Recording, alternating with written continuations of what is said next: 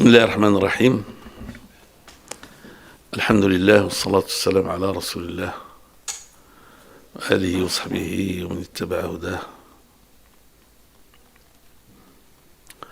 معشر إخوتي الكرام المحترمين والأخوات الكريمات المحترمات، سواء الحاضرين معنا على قلتهم أو عن بعد، يعني تقبل الله من الجميع.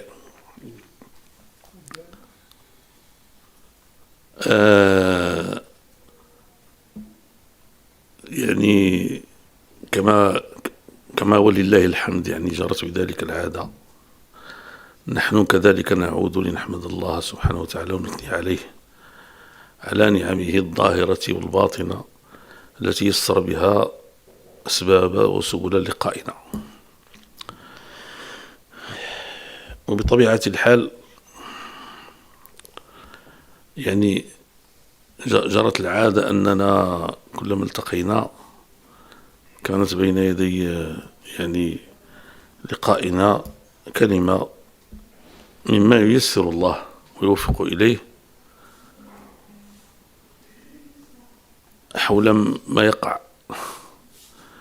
لكن اليوم بكل صدق يعني أكاد أكون محتارا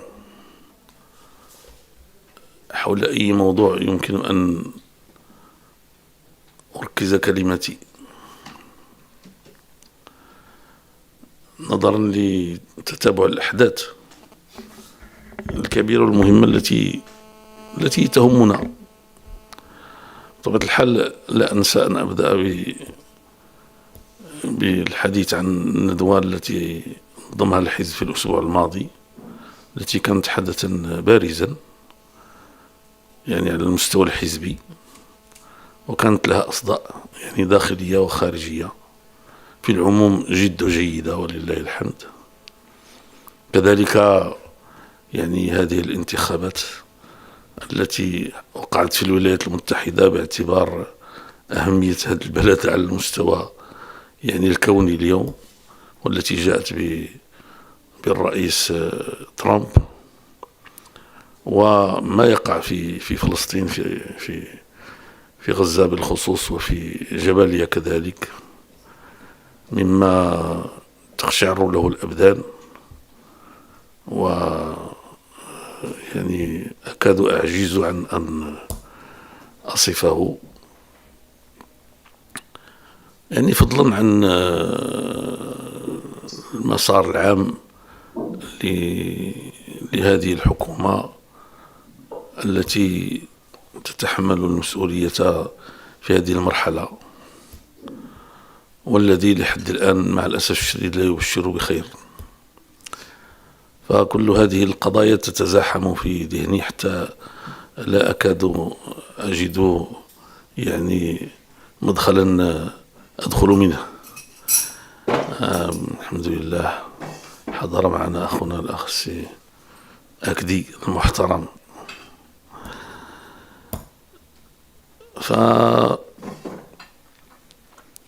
لكن أنا سوف أترك لكم الكلمة. في الحقيقة نقدر نقول شي حاجة في الآخر إذا فتح الله سبحانه وتعالى، لكن بغيت نذكركم معشر الإخوة الكرام، مع أنني في الحقيقة شيئا ما لست متفائلا كثيرا بأنني يعني سوف أفهم أو يقبل مني ما أريد أن أقوله. وهذه القضية هذه هي في الحقيقة ترافقني منذ زمان، وهي في الحقيقة يعني شيء مؤسف بالنسبة إلي. أنا معشر إخوتنا الكرام وأخواتنا الكريمات يعني أفهم السياسة حسب ما علمني الله، وحسب ما أراه يعني في مرجعيتنا. هذه الكلمة المرجعية بعدها هي سبب سوء تفاهم كبير بيني وبين بعض الإخوة ربما. حسب ما أفهم من مرجعيتنا، أفهم السياسة هي من جنس العمل الذي قام به سيدنا رسول الله صلى الله عليه وسلم. فربنا سبحانه وتعالى يقول: لقد كان لكم في رسول الله أسوة حسنة. ومسار الرسول صلى الله عليه وسلم كان مسارا شاملا في مختلف المجالات.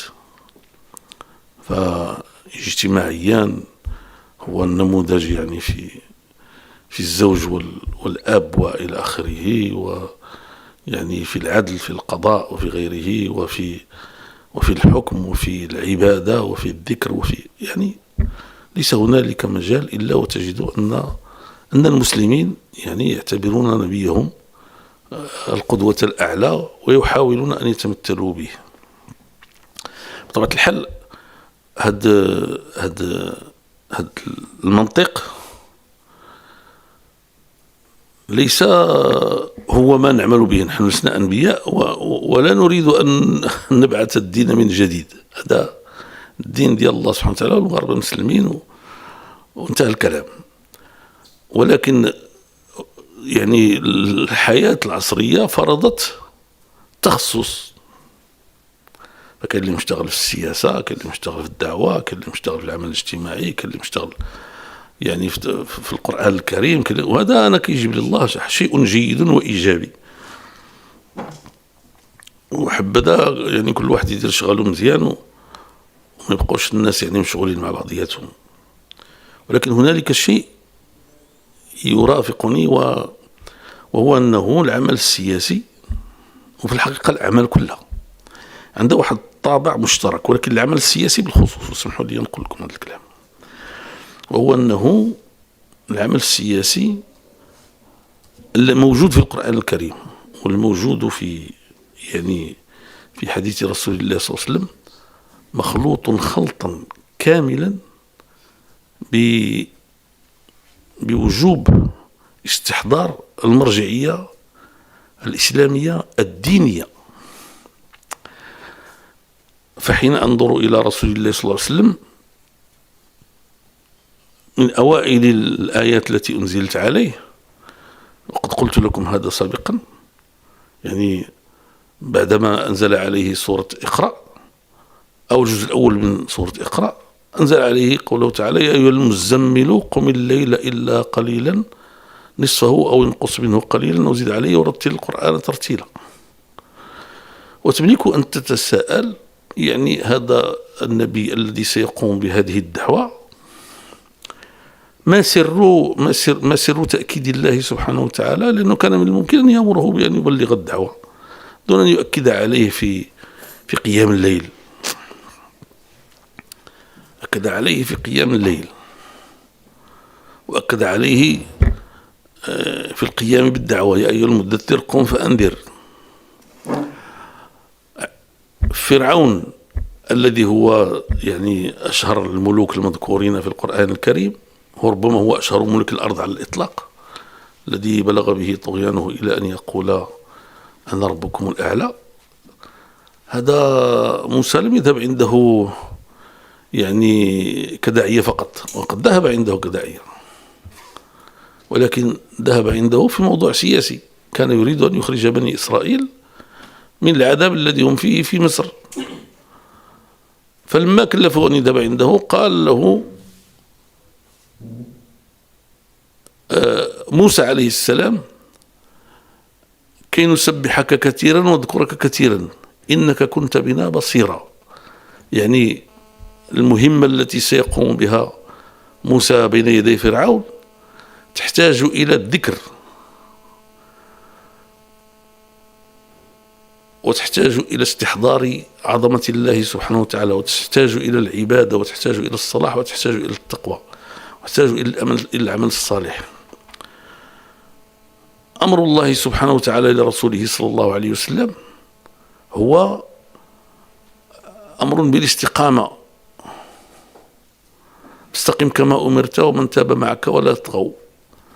الأمثلة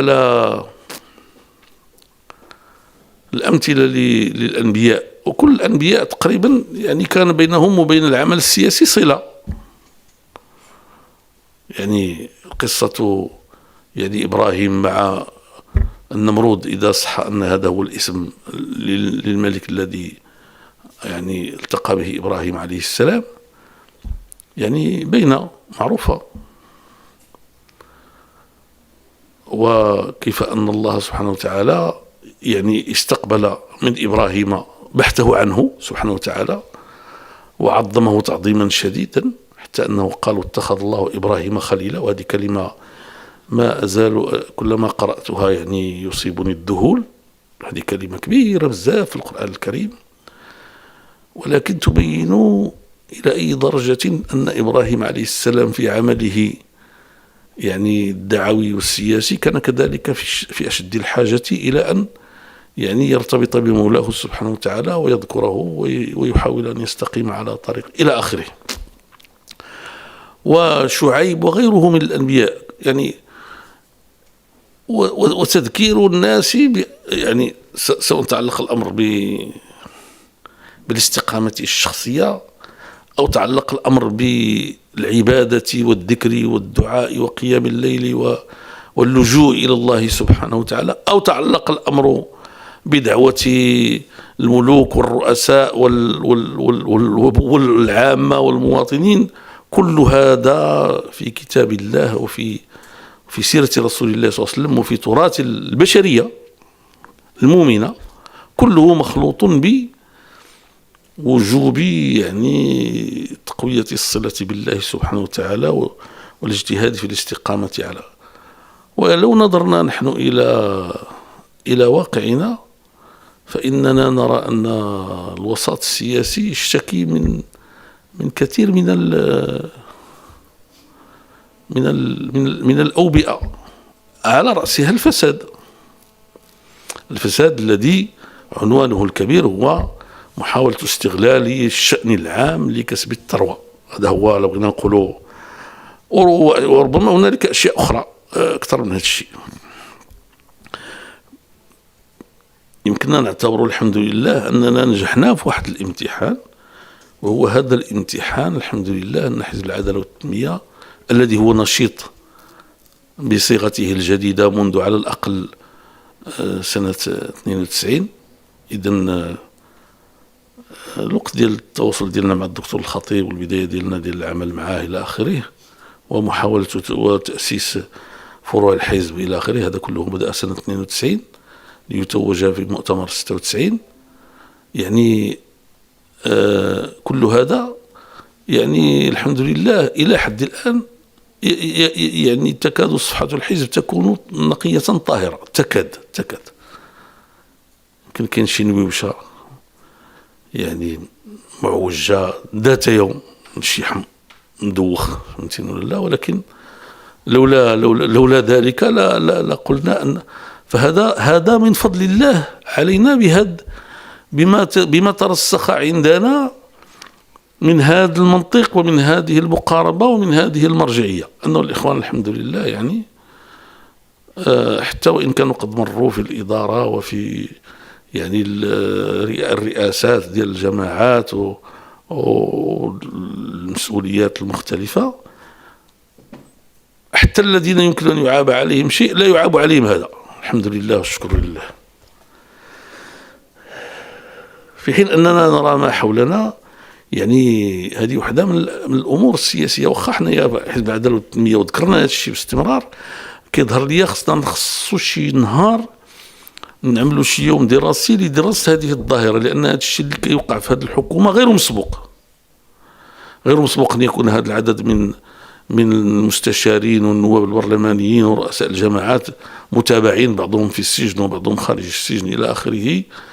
يعني ربما حتى الوزراء ما عرفش، أنا مازال ما عرفش واش كاين شي وزير يعني دخل الحبس ولا باقي.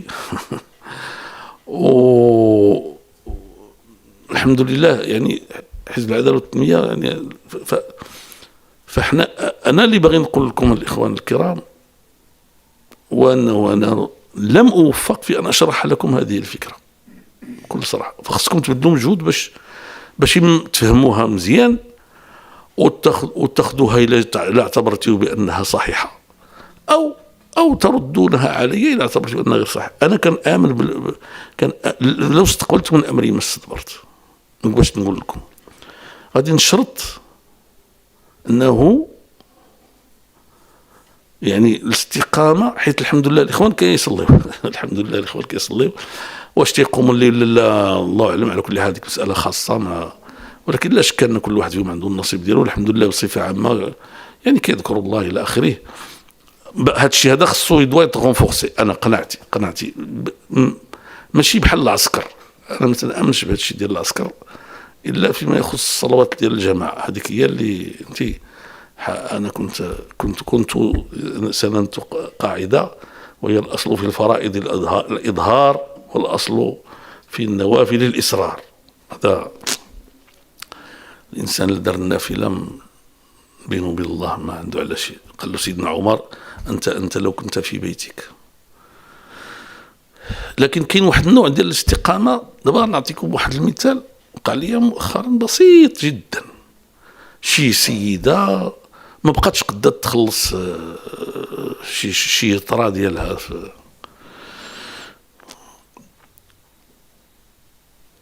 في البنك، ويمكن لها زعما تدفع بأنها من الناحية الصحية يعني لا تملك هذه القدرة. كاين شي عندهم شي وتيديروا اللجنة إلى آخره إلى آخره. شي أخ قال لها: أنا جني با غياجي ملي سمعت هذا الشيء، ولكن مع الوقت ديك الساعات من بعد قال لها زعما سير لعندهم وقول لهم رانا، وطيح لهم تما يعني بحال بغى يقول لها تموتي عليهم شي شويه. هو اخ عزيز بطبيعه الحال، اسمح لي الا قلت هذا الكلام وسمعه وعرف راسو ما يواخذنيش. انا هذا الشيء ما خدامش بالدماغ ديالي. امرنا بالاستقامه يجب ان نستقيم.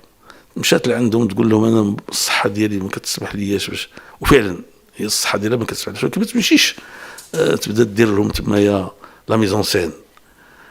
انا عندي قناعه الاخوان ان مشكلتنا كأمة لا يمكن حلها من خلال الحكم وحده، حتى وان يعني وصلنا مرة أخرى إلى رئاسة الحكومة إلى آخره وتوسعت الصلاحيات إلى آخره. أنا متأكد أن الحكم عنده دور ما فيه شك، ودور كبير ما فيه شك، ولكن كاين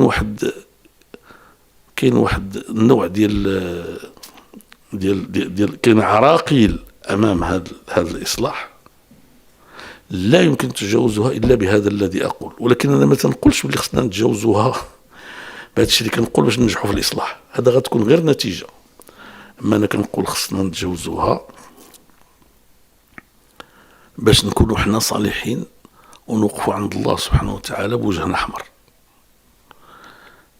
لأنني أنا عندي قناعة أن الإنسان بلا ما ينتبه حتى وإن كان متدينا وكان يخاف الله تتكون بعض الأمور واضحة في الدين ديالو. مثلا ما تقدرش تلقى أخ ما تيصليش، مستحيل. يجي وقت الصلاة يقول لك ما نصليش، هذا ما يمكنش إلا كان عنده شي عذر خصو يغتسل ولا مريض ولا شي حاجة بحال هكذا. حتى أما أخ هذا ولكن بحال هذا الكلام، بحال هذه التصرفات، بحال انت يمكن يكون شائع بشكل او باخر او على الاقل موجود، وهذا الشيء ما خدامش. هذه هي القناعه ديالي. القناعه ديالي الاخوان الكرام وانه حنا خصنا نكونوا حنا مستقيمين بشكل تقريبا مثالي، ونكونوا كندعيو المواطنين للاستقامه بشكل تقريبا مثالي. البارح جاو عندي جوج ديال الاخوان اعزاء من القنيطره وكيتكلموا معايا ومن الامور اللي قالوا لي السبب الاله المشكله ديالنا هي الكولسه. كيردوا لي الاخوان مره هاد الاسطوانه، وتنشد في راسي تنقول يعني كومون سا سفي كانت عندنا الكولسه في وقت من الاوقات. ما عرفتش واش باقي ولا ما باقيش، الله اعلم. مع الاسف كنظن تكون باقي شي بركه منها. قلت لهم ولكن هذاك اللي تيجي لعنده هذاك تيقول له باش نكولس انا وياك صوت عليا ولا شي حاجه بحال هكذا اللي ما كايناش فيه، كيف يعقل انه تيقبل منه هذاك الكلام ويتواطؤ معه ويسرون ذلك؟ كيف يعقل؟ قول له هذا الكلام ولكن ما تقولهاش انت. كيف كومون سا سفي؟ لاش كان، لان هذاك لو كان ماشي مستقيم ما يصليش ما يصومش ما يزكيش ما يحج، كتلقاه تيصلي في الوقت في الجامع، كتلقاه كيصوم طبعا وكيزكي وكيحج الى اخره، فهمتيني ولا لا؟ ولكن في هذه ما تيبان له فيها والو، كاس سباس شنو وقع؟ مع اننا حنا ماشي هادشي لا سمحنا به ماشي مشكل، نردوه قانون نسمحوا به ما كنبقاش، ولكن باش يكون كيفاش هادشي. انا هادشي بغيت غير نعطيكم غير مثال بسيط، فهمتيني ولا؟ والا ما يمكنش مثلا يكون الانسان غير دايز في الطريق ويوقفوا البوليسي ويقولوا دزتي في الضوء الاحمر، ويقولوا لا ما دزش في الضوء الاحمر دز في الضوء الاصفر، هو دز في الضوء الاحمر، ما يمكنش. واحد النهار السيبا عاودت لكم هذه القصه ياك، واحد النهار السيبا الله يرحمه كان ديك الساعات عنده موطور، على كل حال السيبا ولات عنده سياره يمكن كان تصفها بهذه الصفه حتى ولا وزير الله يرحمه مسكين. واحد النهار كان عنده واحد السياره ضربت 1,000,000 كيلومتر عطاوها له في الاداره كلها متقوبه، وكيركب فيها ويمشي ويجي ما عنده غرض الدنيا هذه، 1,000,000 كيلومتر ضربات 504 كانت عنده واحد 504. وقفوا واحد البوليسي قال له دزتي في السطوب، قال له اياه دزت في السطوب. ذاك البوليسي لقى واحد الحجره وهو يجلس فيها وشد في راسو، قال ليه من الصباح وانا هنا، اللي قلت له دزتي في السطوب تيقول له لا ما دزتش في السطوب، لا وكيدخل معايا في الجدال وكذا الى اخره. قال له انت اول واحد قلتي لي بصح دزت في السطوب. هذا الشيء لاش محتاج المجتمع ديالنا. هو ذاك البوليسي في الاخر سمح للسيبا قال له غير سيدي انت دابا ما دمت قد صدقتني غير سير في حالتك. انا اعطيت غير مثال، هذا غير مثال، كاين امثله اكثر من هذا الشيء بزاف. مثلا الكذب على الضرائب، انا بالنسبه الي الكذب على الضرائب كذب ما فيها لا اله ولا حتى، وما نقدرش انا عبد الاله بن كيلان ندعي انني دائما كنت في موضوع الضرائب يعني اقول ما يجب ان يقال ربما، ولكن هذه سنوات طويله كنقول للاخوان اللي كيشتغلوا معايا اما تحت المسؤوليه ديالي ولا صرحوا بداك الشيء اللي كاين، ياك حتى نحس بداك الشيء اللي كنقول لك السي تنقول لكم صرحوا بداك الشيء اللي كاين، وداك الشيء اللي غادي يجي في الضرائب نخلصوه، واللي بقى عندنا راه ديالنا، واللي مشى راه الله يهنيه صافي سي تو. جو سوي ديزولي، ولكن هذا الشعب الامريكي فيه شحال من حاجه ماشي هي هذيك. اكبر مصيبه هو انه يعني الان يتعاطف مع دوله مجرمه تفعل ربما ما لم يعرف من قبل، خصوصا هذا الشيء اللي داير دابا في غزه وجباليا بالخصوص. قال لك الشيء الوحيد اللي كيدخلوا لهم دابا هو الاستشفاء، يونكور ما عرفتش حتى كيفاش، ما كاين لا ماكله لا ما لا حتى شي حاجه. هذه ماشي اباده جماعيه، هذا ما عرفتش غنسميوه، لانه في الحقيقه ما عرفتش يعني هذا جمع الظروف لكي يموتوا وحدهم، هذا هو، لان تما الموت دابا خدامه غير بالجوع، بعدا بالجوع. ولكن هذاك الشعب الامريكي عنده واحد الظاهره غريبه، ما تيقبلوش من المواطن يكذب اون برانسيب، ولا شي مواطن كذب وتعرف عليه تيكذب يعني كيتهمش. عندهم مثلا الصحافه ما عندهمش هما الرقابه على الصحافه، كتب اللي بغيتي، ولكن عندهم واحد اللجنه اللي كدير تقييم للصحافه.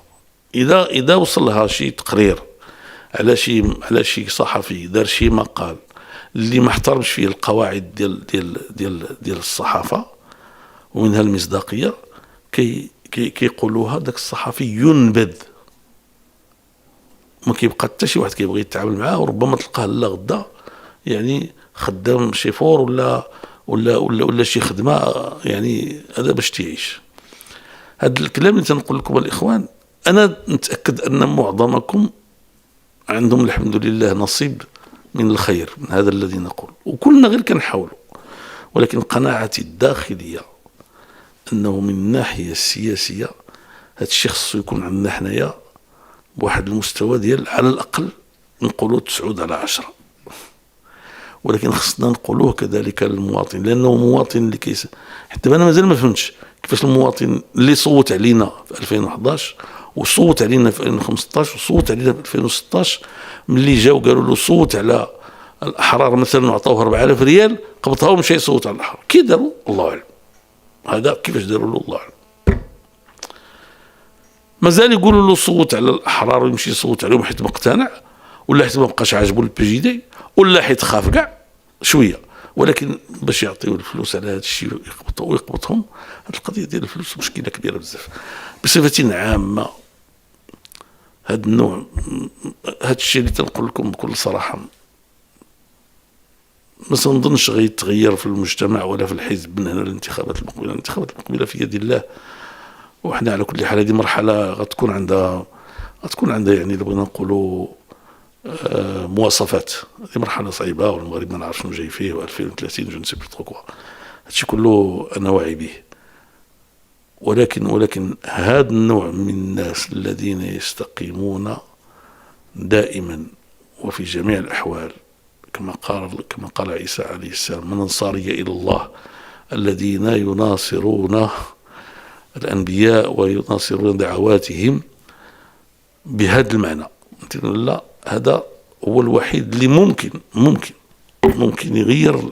لانه حنايا دابا مزيان نوصلوا للحكومه، مزيان ترأسوها كاع، واخا هذا الشيء اصبح دابا كتيبان لياش انا زعما سياسيا في المراحل المقبله. طبعا ان شاء الله الرحمن الرحيم نحسنوا الوضعيه ديالنا، ولكن لا بغى الله شي حاجه تكون غتكون، لا يعجزوا شيء الارض ولا السماء. النهار اللي جا اليوم كانت حضرت مع السي نبيل بن عبد الله يعني في واحد الجامعه الصيفيه ديالو، وعمل واحد الكلمه في الحق جيده. هذا هو الحق، بطبيعه الحال فيها ملاحظات لابد، ولكن كلمه يعني جيده. وذكر علاش الخلاصه، ذكر علاش جا الاثار المعاصره. ذكر ان الاثار المعاصره جاء من اجل اسباب يعني كبيره، جوج ديال الاسباب ذكر، وحده فيهم المواجهه ديال ما سموه بالاسلام السياسي. يعني حنا هما اللي كنمثلوا هذه الساعه الاسلام السياسي اللي كيشارك، فهمتيني ولا لا؟ يعني وبطبيعه الحال هذا كان خطا ديال، انا كنظن هذا كان خطا ديال الدوله المغربيه، وحنا بقينا كنمثلوا لو بغينا نقولوا يعني محور الحياه السياسيه من 2002 حتى ل 2021. من 2002 20 سنه وحنا هما المشكل. واحد الوقت بغاو يفضوا معنا، واحد الوقت يعني الظروف تغيرات وكانوا مضطرين باش يسمحوا لنا باش ناخذوا حقنا اما كاملا اما مع الاقل قريب من كامل، لانه المرور من 46 حتى ل 107 ما يمكنش نتخيلوا انه زعما جا غير هكذاك. لاش كان هنالك توجيهات وعطيات باش يخليوا الصناديق ترونكيل، او على الاقل يعني على الاقل واحد الجزء كبير منها. و2015 و2016 انتم عارفين يعني جهات نافذه في الدوله، وهي الخطيره على الدوله، ماشي حنا بالعكس. نحن من انصار الدوله، يعني حاربتنا يعني بجميع الوسائل وبالمال العريض، فهمتيني ولا لا؟ وما نجحتش حتى 2021 ثم نجحت في المسعى ديالها الخاطئ، لانه النتيجه هو هذا الشيء اللي كنعيشوه اليوم، هذا الشيء اللي كتشوفوه، فهمتيني ولا لا؟ يعني شي في السجن، شي متابع، شي يعني شي عاجز ما عرف ما يدير، فهمتيني ولا لا؟ يعني جالسين دابا جماعات وغيرها ما عندهمش برنامج. اش كتسميو نتوما هذاك؟ عندكم شي حاجه ضروريه كتكون في الجماعات؟ برنامج العمل هو اللي كيكون هو ما قدروش يديروا لحد الان وكذا الى اخره. وطبعا كاين يعني اعفاءات من وزاره الداخليه من بعد ما شافوا بلي لان الفاسد غيسمع لك في شي حوايج ولكن ما قاد يدير لك والو، بالعكس قاد والله تعالى كيقول ان الله لا يصلح عمل المفسدين. ما يمكنش الفاسد يصلح، سيصلح لماذا؟ سيصلح للفساد، لا يمكن أن يصلح لغير هذا. ولهذا حتى شافوا باللي ربما الدولة بنفسها يعني مهددة بهذا النوع ديال الفساد اللي ظهر في الجامعات واللي ظهر في بعض الوزارات واللي كذا إلى آخره، وشي مشغول مع يعني القيم، يعني القيم ديال الانحلالات ديال المجتمع. اليوم الإخوان سمعت لواحد جزء من واحد التدخل يعني في واحد الإذاعة فرنسية ولا موقع فرنسي، الفرنسيين كيبكيو وتيقولوا تيخصهم يرجعوا باقي عقل على واحد فيهم سميتو جاك دو فيديي دار ليا، وكاين واحدة أخرى واحد السيدة الأصل ديالها تونسي سميتها شي حاجة إلا تفكرت هذا بنقولها لكم، تيخصهم شي حاجة فاش يقبطوا. قال لك دابا ما بقى عندنا فاش نقبطوا، ما كاين والو، فهمتيني ولا لا؟ المجتمعات البشرية تتعرض لحملات ديال التحلل ديال الإنسان، ما بقى عنده فاش يقبط. دابا حنا كنحمد الله في المغرب باقي الحمد لله عندنا فاش نقبطوا، ولكن حتى حنا كنتعرضوا لهذه الحملات. ملي تسمعوا الناس الوزير العدل كيدافع على العلاقات الرضائيه وتيدافع على المثليه وتيدافع على الاجهاض وتيدافع على هذا الشيء، خاصكم تفهموا ان هذا الشيء راه ماشي الافكار ديال السي وهبي، بعيد عليه مسكين باش يكونوا عنده هذه الافكار. هذه افكار عندها ماليها وخدامين عليها وهي تسير في اتجاه تحلل المجتمع من مرجعياته. وشنا هي المرجعيات؟ المرجعيات هي فاش غتشد، لانه انت ما يمكنلكش في الدنيا يعني تبقى غير الدنيا التيارات فيها لا تتوقف، تيارات خطيره جدا جدا ودائما عبر التاريخ، ولكن هذه المرحله اللي احنا فيها اكثر واكثر، وداك الشيء منظم، فهمتيني ولا لا؟ هذا حزب الشيطان بدون شك. وصلوا الى شيء تيقول واحد المفسر، واحد الشاب سعودي اظن، تيقول كاين في القران الكريم واحد الحاجه ما في الحقيقه عمر المسلمين ما فهموها، وهي قوله تعالى ولا امرنهم فلا يغيرن خلق الله. قال هذا فلا امرنهم فلا يغيرن خلق الله، يعني المفسرين عبر التاريخ ما فهموش ما معنى هذا التغيير ديال خلق الله. قالوا شي كلام دو تيقولوا هذوك اللي كيشرطوا وجههم، اللي كيتقبوا ودنيهم، اللي كاين شي حوايج، ولكن واذا به الان نعيش مرحله اصبح الاطفال يسالون فيها في المدارس هل انت تشعر بنفسك ذكرا في جسد ذكر او ذكرا في جسد انثى او انثى في جسد ذكر. فاذا كان الطفل المسكين في هذاك السن تيبداو يسولوا هذه الاسئله من واحد الوقت مبكر، ولا كيشوفوا شي تصرفات ديالهم ولا شي حاجه، ويحيلونهم بعد ذلك على الوالدين لكي يتفهموا وضعيتهم، واذا اقتضى الامر ان يذهبوا بهم الى مصحات اصبحت متخصصه بهذه الاشياء. كان هذه في 2010 كنظن، في 2000 كان في بريطانيا 10، دابا كاين 100 دابا في بريطانيا ديال الكلينيك اللي هذا هو شغلهم، يغيرون جنس الذكر الى الانثى وجنس الانثى الى الذكر، وتيديروا لهم لي زورمون وتيخربقوا داك الشيء، فهمتيني لا؟ يعني شيء، وبزاف منهم كينتحروا وما كاينش تراجع، ولا هضرتي ولا تكلمتي تمشي للحبس. هذا من اغرب. انا شفت بعينيا وقلت لكم هذا الكلام، واحد الاستاذ في ايرلندا، فهمتيني ولا لا؟ يعني المسكين يعني فملي تشوف هذا الشيء، هذه انا نقول لكم، انا والله يشهد على ما اقول، هذه الحكومه انا كتجيني يا ربي تسمح لي حكومه مشؤومه. وهذا الشيء اللي كدير دابا حتى جينا نغيروا وزير باش نحلوا المشكل مع الطلبه ديال الطب. جيسبيغ يكون تحل بعد هذاك المشكل. واش تحل نهائيا؟ صافي الحمد لله والحمد لله على كل حال، ولكن علاش هذا الشيء كله من الاول يعني بغيتي دير شي حاجه شرحها مزيان، ملي تقبل دوزها، ملي ما تقبلش تراجع. السياسه هي هذه، فهمتيني ولا لا؟ بون بلا ما نهضروا على داك الشيء، اللي دار مع الناس ديال التعليم، بلا ما نهضروا على داك الشيء اللي تيدار مع الناس ديال العدل. دابا المحامين الموقفين ما عرفتش يرجعوا ولا مازال، الصحه وكتاب الضبط، فهمتيني ولا؟ هذه الحكومه هذه حكومه ما شوف يعني ما في يديهاش، وكدير الحوايج ديال العيب والعار. التقدير ديالي انا والله اعلم. اون بليس على الاقل بعد هذا الوزير هذا ملي جا التعديل الحكومي ما ترشحوش السي عزيز، انت مالك؟ واش عزيزة عليك السقوعية؟ فهمتيني ولا؟ كيفاش تسمح الوزير باش يعني كينادي بأشياء ستكون نتيجتها زيادة إشاعة الفاحشة في المؤمنين وبين المؤمنين. إن الذين يحبون أن تشيع الفاحشة في الذين آمنوا. فهمتيني ولا؟ هذا صعيب هذا الشيء. فهذا الشيء هذا الإخوان الكرام المناعة الحقيقية الوحيدة اللي يمكن لنا زعما نعولوا عليها بعد الله سبحانه وتعالى في أنفسنا أولا،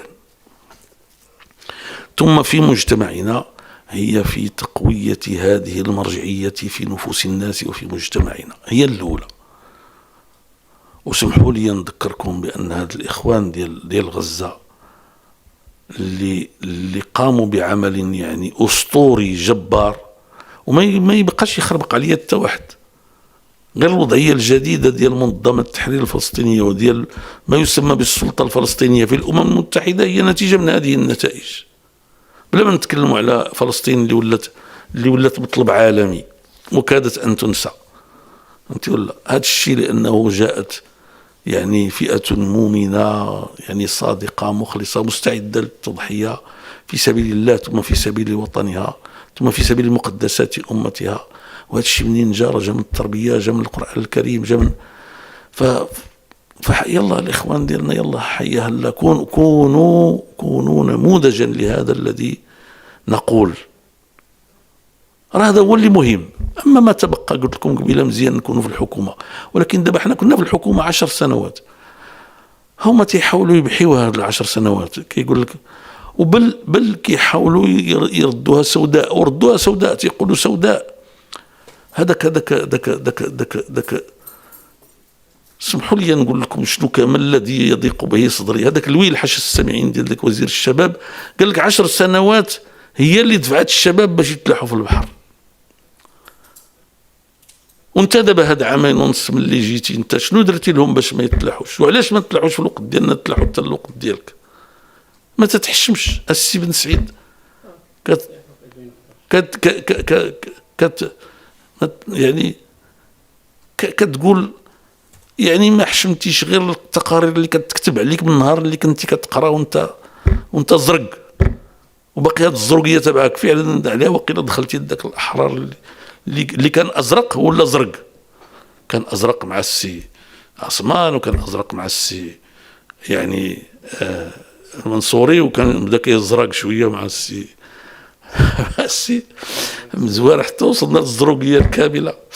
ايوا تيظهر لي بركه عليكم هذا النهار الباقي ان شاء الله انا غنتصنت لكم، وغادي الا تيسر شكل دابا نقولها لكم. والسلام عليكم ورحمه الله تعالى وبركاته. هذا ما كانش في البال، ولكن زعما طيرها لي الكذب. الله يلا السلام عليكم ورحمه الله.